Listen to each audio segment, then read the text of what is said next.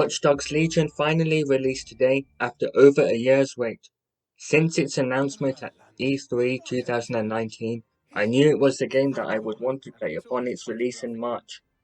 However, due to a substantial delay, fans of the series had to wait over 7 months extra to this day.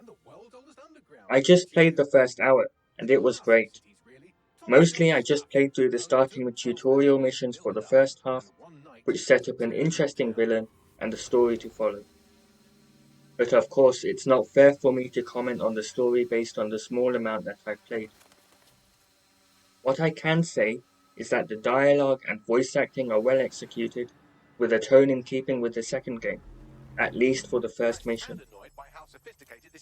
I enjoyed playing as the MI5 agent Dalton, and from what I've done so far, the combat feels good, both melee and ranged.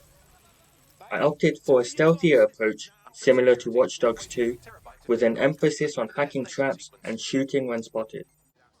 I was glad to see the return of hacking puzzles too, but once I entered the hideout, I got drawn in a lot by the audio logs, so much so that for the past half an hour, I've been checking them all out.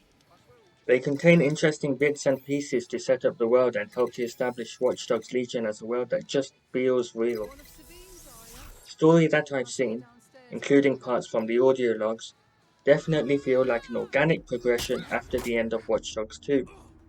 Right now, I'm going to head back into the game and check out some more stuff. Okay, I'm back after half an hour. I just wanted more of the game. Something that has changed since Watch Dogs 2 is instead of a toggle switch for the Watch Dogs equivalent of Eagle/Detective Vision, this is now a quick pulse, which allows you to spend time in the beautiful world that has been crafted here. Bagley's personality shines through his dialogue and voice, which is important seeing as he is always going to be by your side. I had been having some trouble with melee combat in the earlier mission, but some boxing let me improve as I was taught the controls in a suitable environment.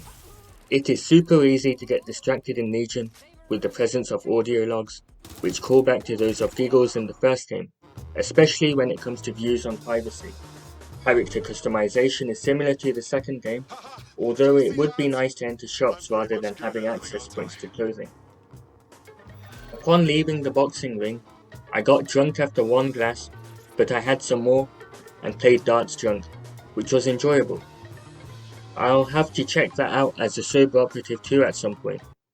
When I left the hideout, I stole an Albion truck and did some drunk driving, with the drunkenness lasting longer than expected. When I was driving, I was more careful than in other games, due to the fact that Legion famously has an ambitious feature with which you can play as anyone. This is a fantastic way of making the player care about NPCs, which definitely aren't NPCs in this game, and achieves what the profiler aimed to do in the first two games to an even greater extent.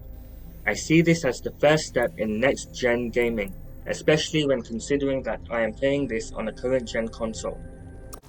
I decided to use a cargo drone to enter a restricted area, but of course, I started to get shot and hurt. With permadeath on, I knew I had to get out of there as fast as possible, and at this point, I was still drunk.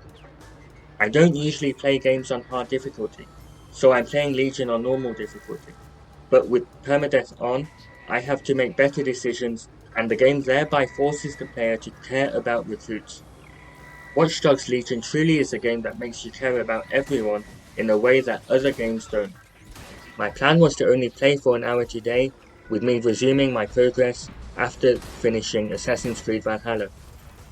I didn't want to get too invested in the story, but look at what I've done.